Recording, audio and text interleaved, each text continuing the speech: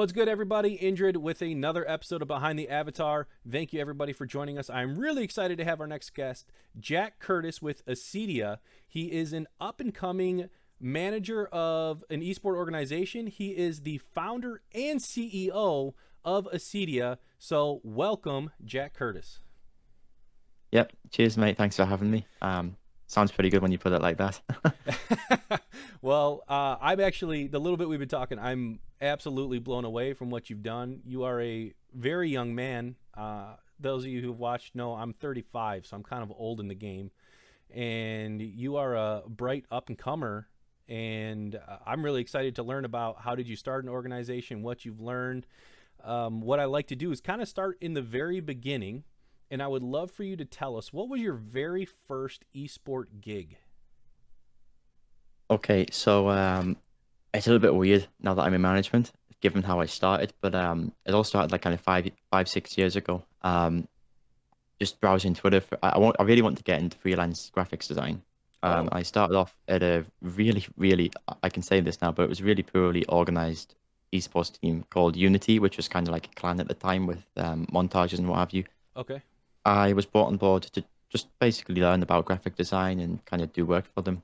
And because me being as stubborn as I am and kind of I always want to be my own boss at that point in my life, I really disagreed with what they were doing. So I went and bought it out and rebranded it to a company called Elkin Esports, which is my first ever esports organization I owned. Mm, Um, we kind of, again, in hindsight, it was really poorly run by me, which is all on me. But we managed to attend EGL, which is a national event in the UK. At the time, it was for Call of Duty. We were playing some top teams such as Team Infused, Bulldog Esports, which is still going. And you've got a lot of notable esports teams that are based in Europe in that kind of tournament. Um, Upon doing badly in that, we managed to pick up kind of what I would say was an elite team.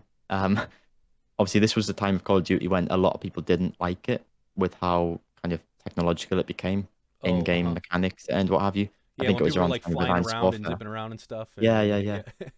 Not your stereotypical war, but Yeah. yeah, that's exactly it. And we managed to convince a few guys who had previously been in kind of world tournaments. Mm-hmm. I know back in 2008 when Modern Warfare was kicking about, I think it was Optic Gaming. They lost in the final two, which sucked. But Mm. we managed to acquire a big name team, but it didn't work unfortunately because we did not have the investment. We weren't a legitimate company, so we couldn't really push for much. And that was it with Alchemy Esports. Since then, I had taken a break from esports and kind of just wanted to learn a bit more about it myself because I don't think I was ready to really pursue it as a full-time career. Mm-hmm. Um, so that was difficult having that kind of year or two away from it, just learning. But since then, I've managed to achieve, my first ever paid jobs in esports, contracted, freelance, and what have you. I know I've recently been doing work for Valor's GG in the US. I did work for Prism, who I can't say much about, but they have a lot of backing behind them, and they will be large, I imagine, very shortly.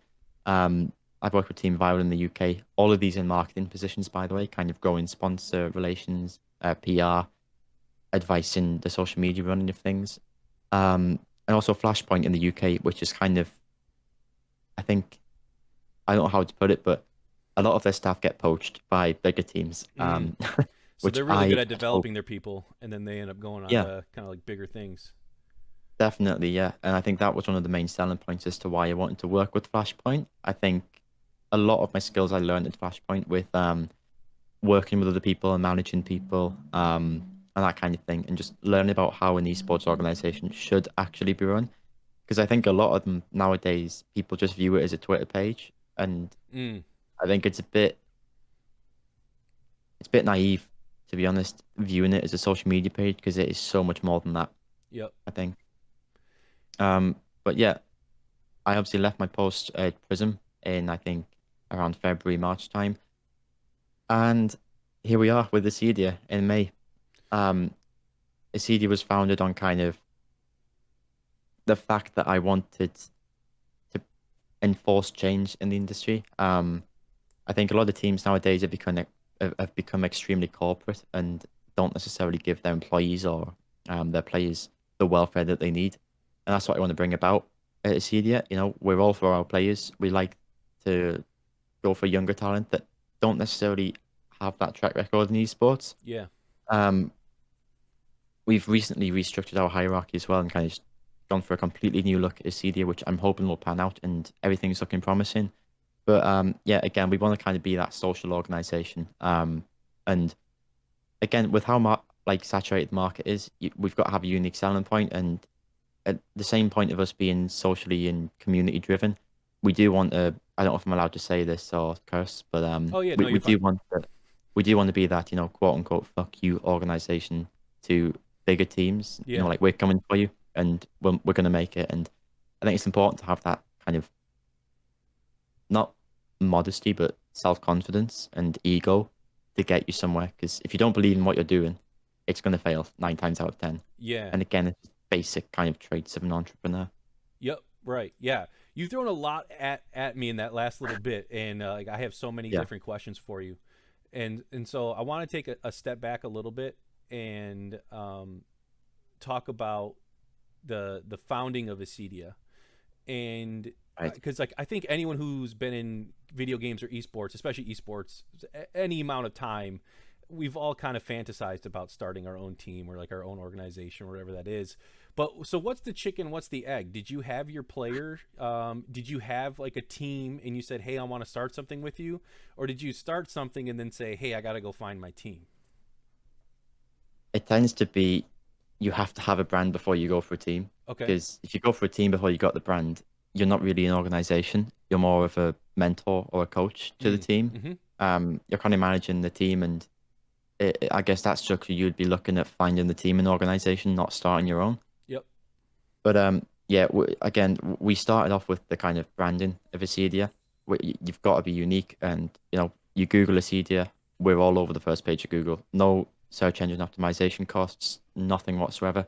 It is a made-up word, and that is the way to go. You've got to get your branding sorted, I would say, immediately, Mm-hmm. because the amount of teams that are called, I don't know, like empowerment esports or lightning bolt esport, like just generic words Yeah, that you got are to fight the seen all SEO. the time.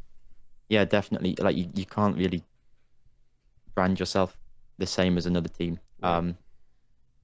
which I think is really important. But again, like I said, you have to have your marketing plan and the vision of your company set out, or maybe it's not a legitimate company, but your Twitter page at least set out like for the future and go, right, this is what I want to achieve, X, Y, Z. This is how I'm going to do it. This is why I'm doing it. And we're going to be brilliant and be successful. Right. That has got to be your starting point, I think. So one of the things that you said about too in your opening was that you uh, don't really appreciate how corporatized that esports has become, and that you want to make sure that the welfare of your team is in place if you're going to move forward. Can you tell us a little bit more about what you've done to basically establish the welfare? Because that's the other thing that I know I really have struggled with when I've thought about like how would I do this, is because I'm the same way. Like, so I've Yeah. thought about this a lot, just to be honest. And like, my background is in coaching and personnel development, so I've always wanted that to be a key part if I were to ever do this. But I know I don't have the means to support them the way they should be, so I'm like, "Ah, okay, never mind. I'm not going to do it." All right. Um, so I think a lot of people look at the finance side of things as the first kind of point of order Mm, to motivate them and show that you're supporting them, which I agree with.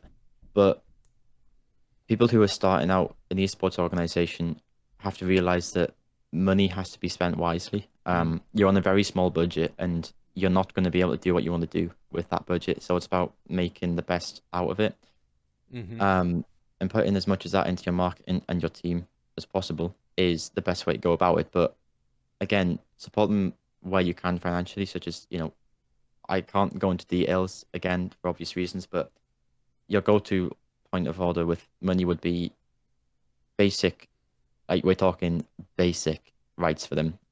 Like, they will generally speaking want their server paid for, generally speaking want their league fees paid for, and generally speaking want jerseys, which probably isn't that necessary at the moment, given the coronavirus pandemic, which I hope you're all Right. safe from at the moment. Yep. But I know we don't have any lands until like next year, Right. so that's not an important fact at the moment. But aside from finance, you're going to want to be close with your team because I think again, talking about esports organizations being very much corporate at the moment, it's kind of like say you got Heroic that are in ESL.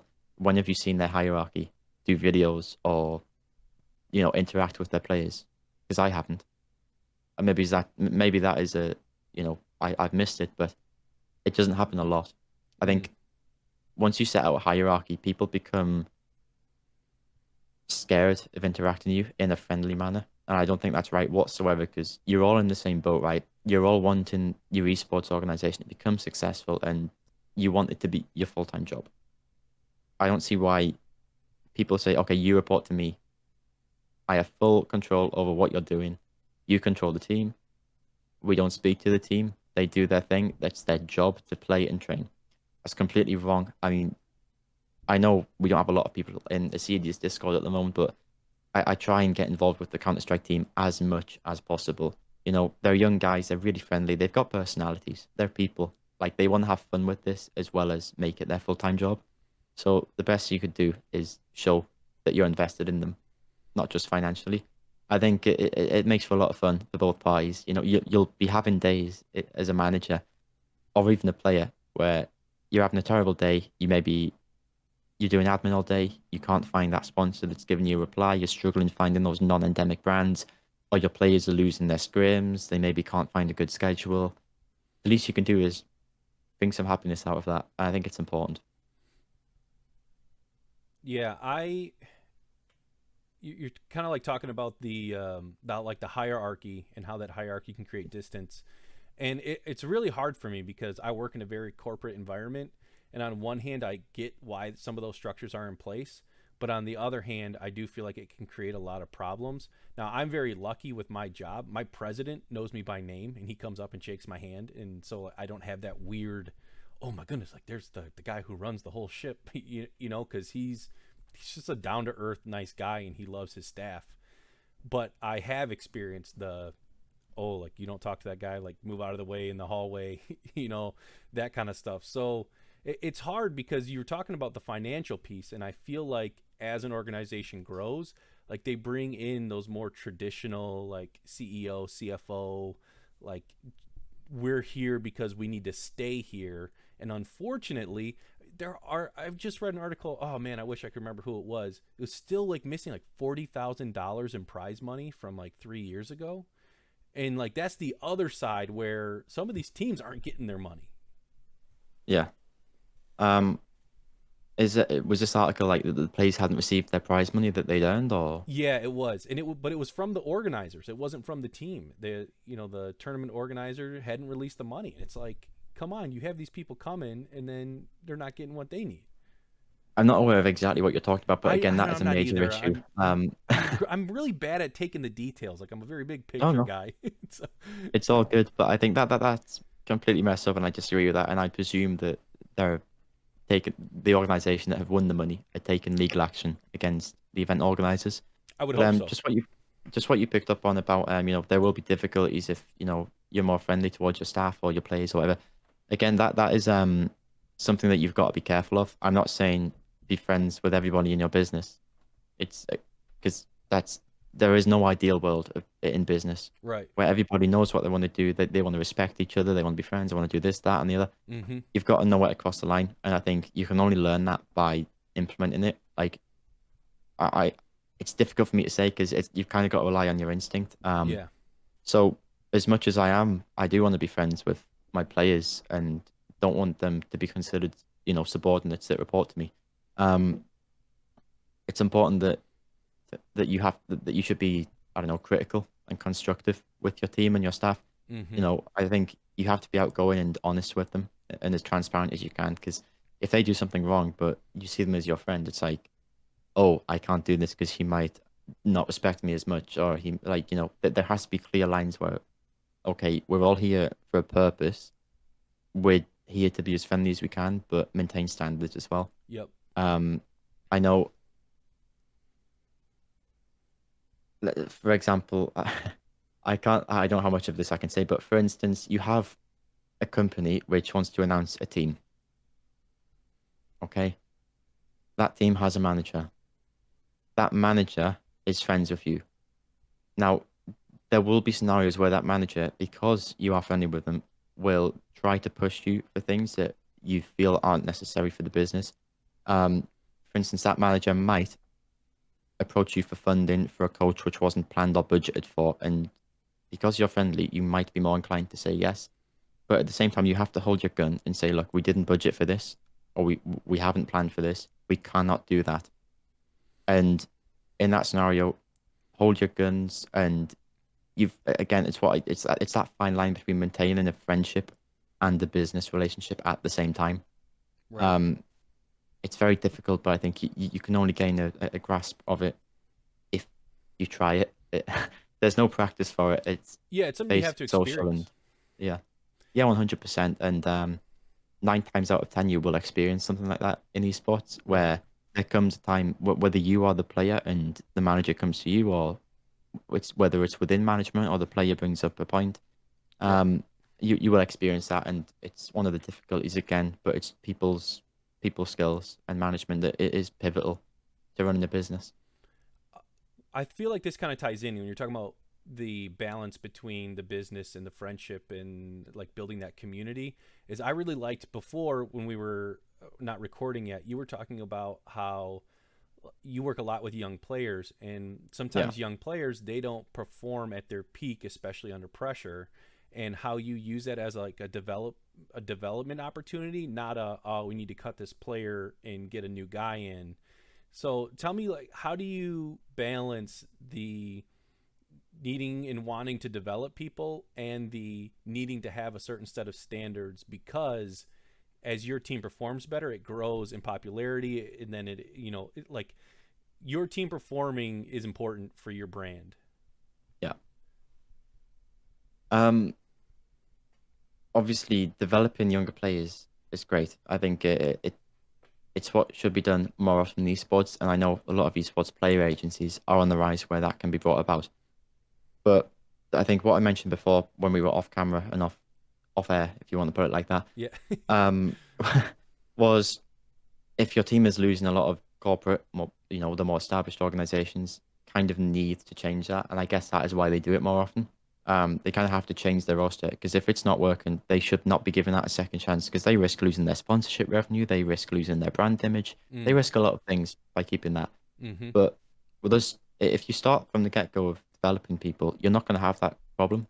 And again, if you've kept the same guys from bottom to top, what are the chances of them losing that chemistry? What are the chances of them losing their skill? It's slim to none.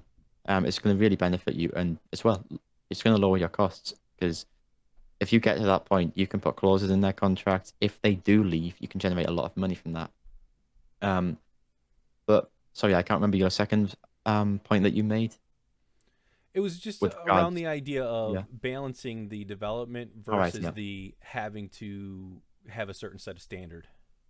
Yeah. So again, it ties into the social aspect that I mentioned before. If you're developing players one to one, if you're having those friendly conversations with them, if they lose a game or if they're doing bad, it makes that conversation to critique them much more easy.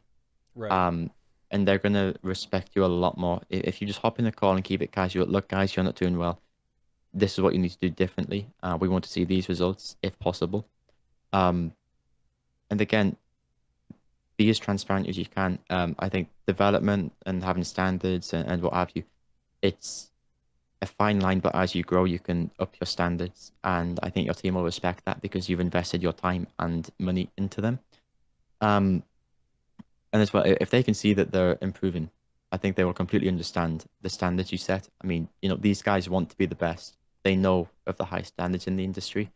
Um, so I think, again, having that relationship with them makes this kind of conversation about standards when they're losing or if they're not doing so good much easier. So you've talked a lot about, setting the standards for your players, knowing that they want to grow and be the best. Tell us a bit about the process then of finding that team, because I know there's a lot of people who, they pop off one game and then it's like, okay, that was just a pop off. Right. So I can only really comment on Counter-Strike because that is the industry that I'm well versed on at the Yeah. moment. But very rarely would you look to go out and recruit player by player. Um, it's very time consuming. You're you're probably not going to get the perfect roster the first time round. You're going to Mm. be trialing for ages, and it's going to prolong that process of getting out there. And the longer you wait, the harder it's going to take to penetrate the market, given how saturated it is already. Right. Um, excuse me. And I think your best bet is going to teams that say, for instance, if you look on the ESCA, which is the competition that Acedia that we're competing in as of Monday, you'll see teams which don't have an organization, which don't have Twitter pages, and those are the teams that you have to bank on. Um, Obviously, a team does well. They don't have a brand behind them. A lot of people are going to be competing for that brand, for that team, sorry, to play for their brand. Mm-hmm. So you've got to sell yourself to that team as opposed to them sell themselves to you. But again, your best kind of direct route into esports in terms of the team aspect is simply searching for a team that doesn't have a brand. They're already established. They already have a team captain that's, deciding everything within the team.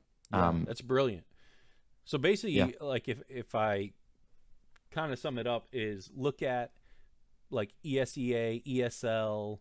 I think Face It, they have a lot of tournaments, and maybe if there's yeah, people in there that are already organizing themselves but not branded, is seeing if you can help supply them something that they're looking for. yeah, 100%. And I think if you go player by player, there's a reason why that player isn't in the team. Mm, They either don't want to be or they struggle in that intense team environment where you're practicing every week, days on end, hours on end. right, um, which is why it's better to go for a team that's already performed because they have that trust with each other. They know each other. They probably have the standards of practicing. It's that they're so much more reliable. And again, you get onto the scene way quicker if you find a team that's already there. The only right, problem you have with that is the standard of team. Obviously, there are few teams of high standard or high quality which don't have a brand behind them. So it makes it that much harder. So you will a lot of the times find yourself taking the punt on a smaller team, which maybe didn't do so good or doesn't look the finished article. But again, development, you got to push yourself to find like-minded people who want to succeed and want to, you know, you, there's an argument I know about. It's the same with entrepreneurs. Are they born or made? But the same with esports players. Do they have a natural skill? Well, mm, yes and no. You can always improve, and finding people who want to improve and that are willing to put the effort in is very important. yeah. There's this is kind of this popped up into my head a couple times. There's this really good book by Angela Duckworth that I like. I can't remember the full title. It's got like a title and a subtitle and all that, Yeah, but it's called Grit. And so if you search Angela Duckworth Grit, fantastic book that is basically about, do you want to become amazing at something? Keep at it, especially when it's hard, and like yeah. then you'll get amazing. It's basic psychology and business. To be honest, I know I've written essays in the past about the 10,000 hour rule. Oh yeah. Mm-hmm. Um, you know, group of violinists, they play for 10,000 hours, and then you've got different people with different set of hours that are then categorized into skill levels. The greater violinists had played for 10,000 hours. It doesn't take a genius to work out that with practice, you can improve. Right. And I know, it's throughout business as well. You've got, I think, Steve Jobs that dropped out of college or university or however it is in Yeah. the US. Yep. Um, but again, you've got to rely on luck sometimes, and sometimes things do fall into place. I know Steve Jobs attended the typewriter class, um, which was pivotal in creating the typography that the Macintosh became famous for. That was just one class that he decided to drop into that he didn't take. If he had never taken that, he would not be here today. Right. Um, so you got to rely on luck a little bit. It goes without saying. You're gonna hit bumps in the road, but again, trust what you're doing. Yeah. I love like the entrepreneurial spirit that you have, and you've talked a little bit about, is it made or are you born with it? I want to know, like, what do you think? Obviously, from a young age, you kind of, I can't remember the name of the group that you said that you kind of bought Yeah, out. it was And it was Alchemy Esports that I rebranded them as yeah, and so when I was it seems younger. like as a young age you've started down this path. But then I'm interested to hear, like, even younger, like, were you the kid with the lemonade stand at 8 and, always trying to get money from your neighbors? Um, I was not. I think I was a late starter with kind of the business world. I didn't take Okay. business throughout high school, which, I only took business in like my further education when I was 17, 18. Okay. Um, which doesn't fit into why I was running a business at 15. But again, I think you do have people who are just born for this kind of thing. Yeah. People, whether you do that early or not, I don't know. Some people start from the get-go. Some people might be 30 and just on their first run with a business, it might take off. But there's elements of both sides. I think a lot of your behavioral aspects and your personality can be learned. Again, nobody knows. It hasn't been proven whether your personality is learned or intrinsic. Yeah, the So nature who nurture. knows? Yeah, definitely. I think there are some people that are born with it, but again, you put the effort in and you can achieve anyway. So Yep. I think being born with certain traits or with a certain passion will just give you that extra boost, I think. Okay, so let's talk about this extra boost. One of the things I'm very interested about your story is I want to know about a time when you felt like you kind of hit a wall and thought, man, maybe making this organization isn't the right thing. And then what got you through that, and how did you get past that point? Um, Being as honest as I can be, there have been very many occasions with the CDA that I felt that. Okay. There aren't many, honestly, a lot of things go wrong, but it's about persevering through that. And, you know, the hours I put into this, look for the positives. I know our chief operations officer left I think, just over 10 days ago, because he wasn't getting anything out of it, which is, his decision completely, and I respect that. But the reason I stayed on board, obviously, it's my project. I don't want all of my time and money to then lead to nothing. Mm-hmm. It's worth continuing. I get satisfaction out of it, and perseverance gets you success. There are Mm-hmm. people who fail first and then succeed. It's very rare that you succeed first time. Right. Um, I know we had issues with our former Counter Strike team, and obviously our kind of introduction to League of Legends, which failed massively. I don't think it's been publicized yet about us having had a League of Legends team, but they just weren't made official. But again, perseverance, like look for the positives as opposed to the negatives, because there will be a lot of negatives. But I think your organization or your business is your child. So, and if it's failing, it might be on life support, it might be on its last breath, but you don't want it to die. If you have a kid and it's on life support, you don't want it to die, right? It's the Mm-hmm. same with your business. Treat it like it's, everything. So what would you say, like, how close were you, do you think, to saying, like, hey, all right, this probably isn't going to work? Um, it's difficult because it's that kind of your heart ruling your mind kind of thing. Mm. And I wouldn't say I was close, but it does cross your mind. I don't think I was anywhere near close enough to do that, Okay, so but you it, never it seriously crosses your considered mind, it, but you definitely. definitely felt it. I definitely felt that it might be the wrong decision, but Yeah. everybody feels that at some point. You might have a crush in high school. Oh, she looks nice. Shall I approach her? Yep. Shall I not? It's kind of you're flirting all the time with your own head, Yep. at, and weighing up what the best option is, in every aspect of life. But I think it's it's difficult to comment on. What would you say is your biggest high or win in Acedia's short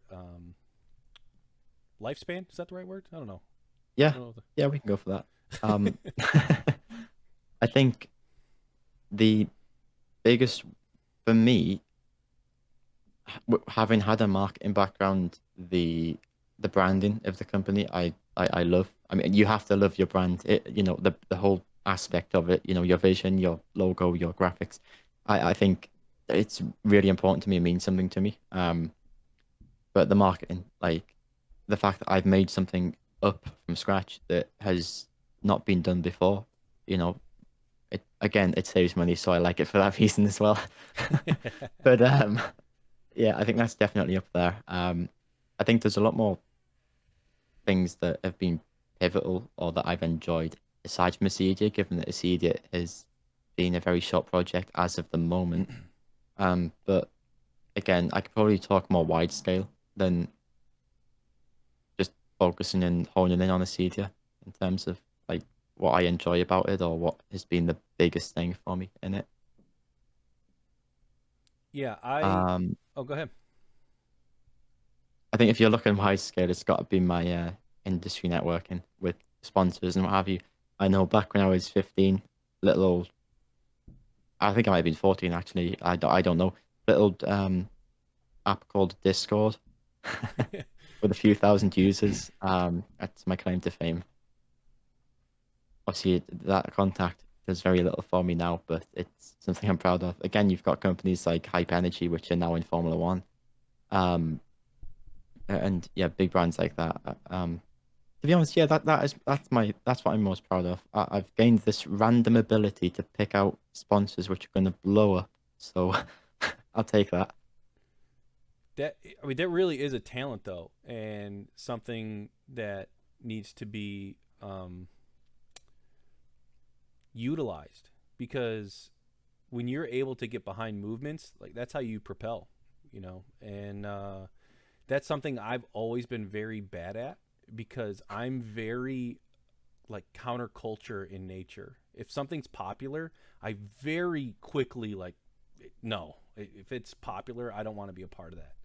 Yeah. And I remember very early on, this is 10 years ago, where I was streaming on Twitch. I was playing Heroes of New Earth. I don't know if you Okay. remember Han, and it was like a Dota clone type of game. League of Right. Legends had just kind of started coming out, and everyone was transitioning over to League of Legends, and I was like, "Screw that! Han's way better. I'm not going to League of Legends. Like that game's garbage." Like, and then here we are in League of Legends is ridiculous, right? And you probably never even heard of Han, have you? I honestly have not. So I mean, like that's how I am in nature, which is it's Yeah. like can protect me from some things, but in popularity, no. I think it's good to be like that though, because it's always good to not necessarily follow the crowd um in some scenarios. Um, Again, it ties in a little bit with. I know we talked about this off air again, but with sponsors about you. Again, this is something that you would have the same kind of mindset towards approaching sponsors. I imagine you see a big sponsor that's endemic already in esports. It's huge. Something like Rogue Energy. You probably go, you know what, fuck that. I don't want to be involved with them. They're too big. And they are. They're not going to care about a grassroots Right. esports team whatsoever. Yeah. So again, go for your non-endemic brands. Go for niches that aren't already in esports, and then you can sell yourself. Oh, hey, look, there's this great industry that's growing year on year. Look at us, we're brand new, we're brilliant. Look at the staff we have. Give us money. Can we Like, talk about that because I feel like that's a big part of oh yeah, growing an sure. organization is the ability to get sponsorships. What is your process of identifying and then reaching out? Like is it primarily a financial pitch for you or is it an opportunity Um, pitch? it's an opportunity pitch because I think if you approach a sponsor and go, "We want your money. Can we have some, please?" They're gonna go, "Why do you want the money?" So you have to then pitch the opportunity anyway. But it's very difficult. I think I know I was chatting with Excel, the operations officer of Excel, a big team in the UK, hundreds of thousands of followers, and a guy called Grant. He's great. We had a chat about the whole sponsor situation, and given that very, very few organizations even make a profit, you're Mm-hmm. relying heavily on sponsorship revenue to even fund your organization. Mm-hmm. Possibly even 80 to 90% of your revenue will be from your sponsors. So you have to find the right ones. And I think when you're starting out, you just need to go hell for leather, sending emails to anybody and everybody. Um, again, it doesn't mean you're going to get a response, but it gives you a greater likelihood of A, finding the right one, and B, getting a response.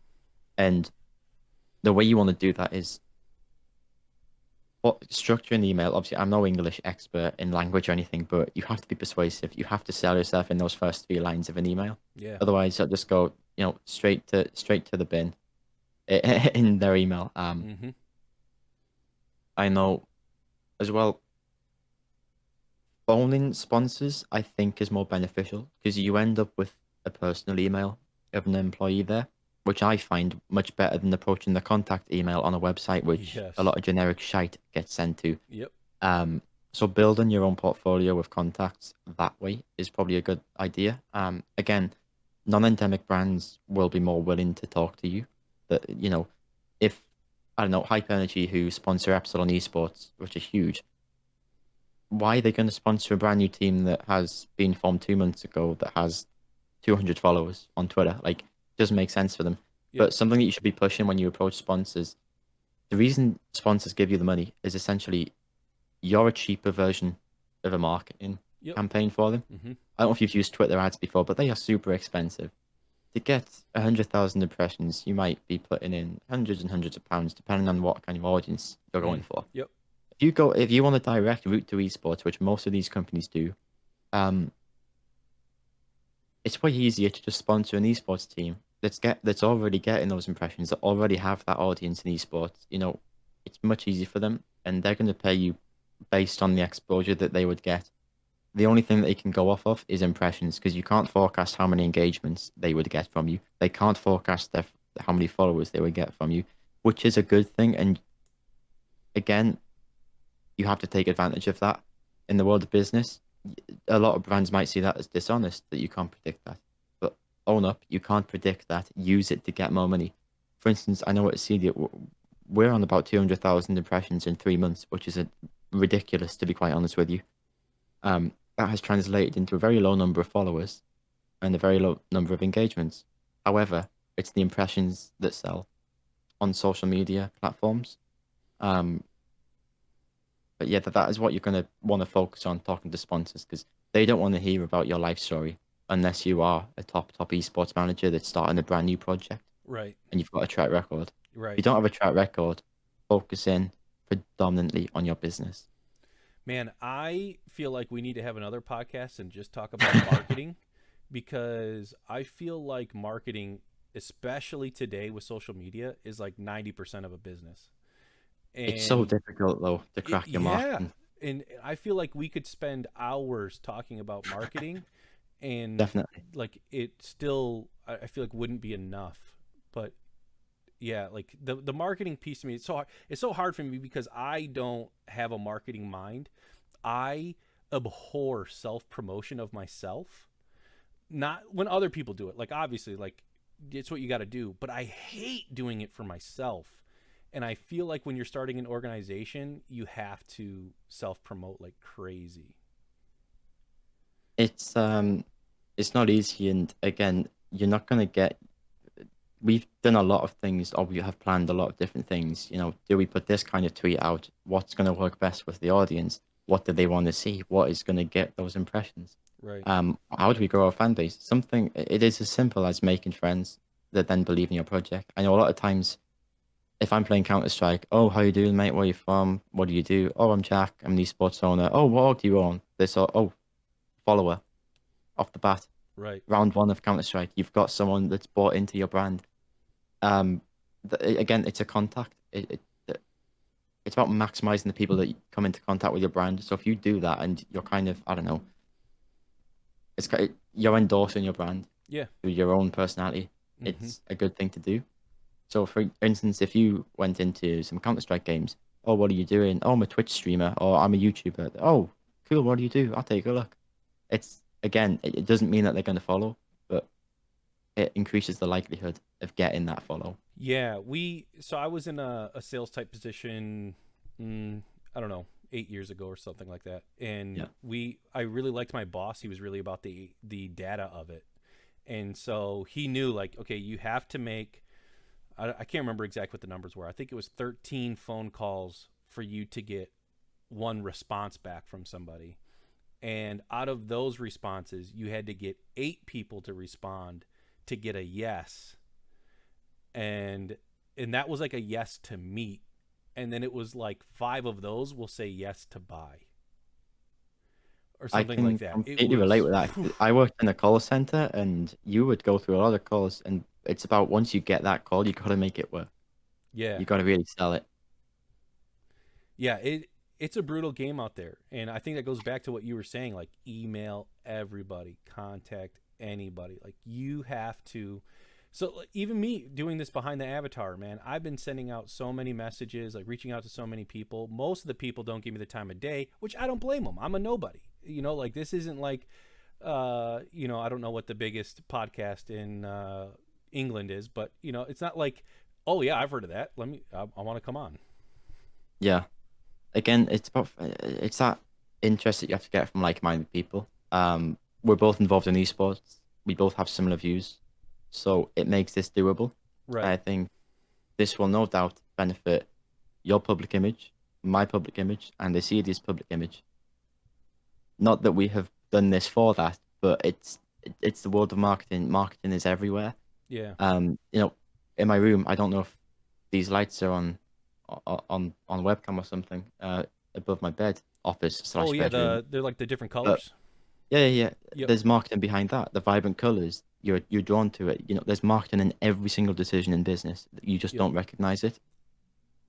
I think it's important to really hone in and look at the world from that perspective at times.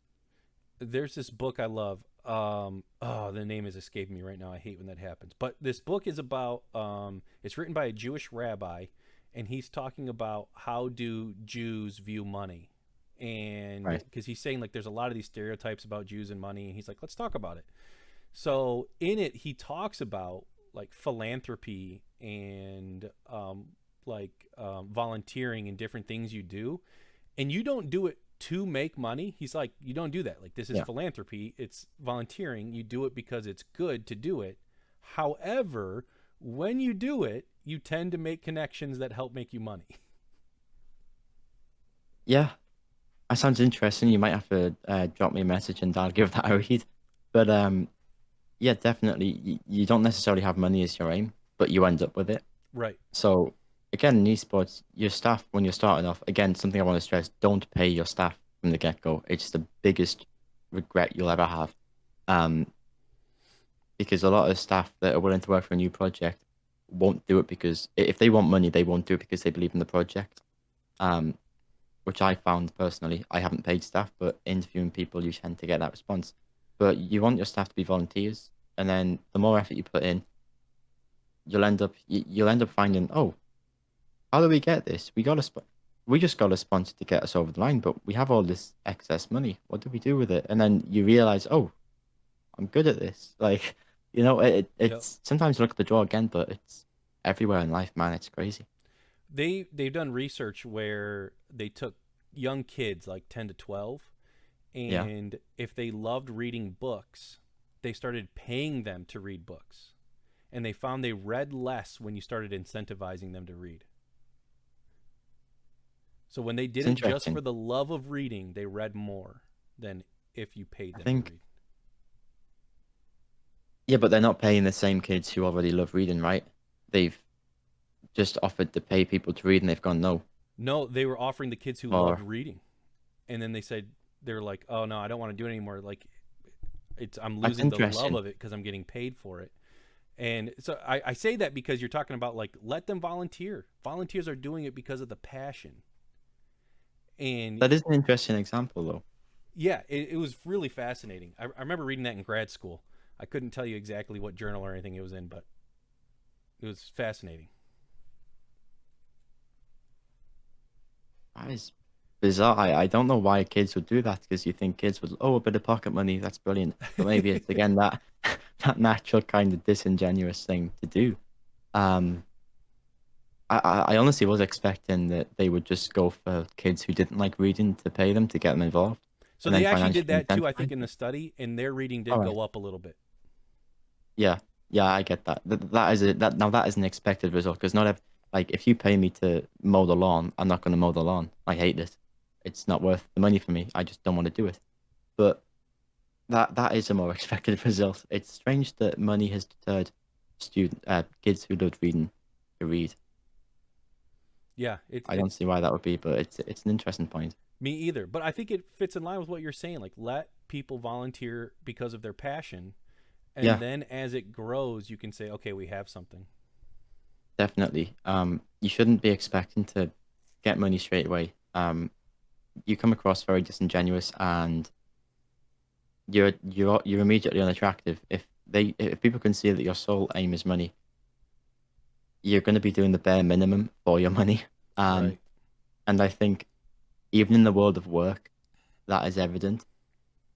Otherwise, you wouldn't have theories of motivation. You know, Hertzberg, two-factor theory, health hygiene, and all that jazz. If people, you know, you're getting paid for X, Y, and Z, why would you go beyond? Right. You know, Mm-hmm. say if you're a bin man, very few bin men or bin people would love their job. So why would they go beyond what they're doing or what beyond the job advert? That it's an interesting topic to have, to be honest. But Yep. I completely agree that volunteers are more motivated because they're honest about it. They do love it, and you can't change what you love, I guess. Yep.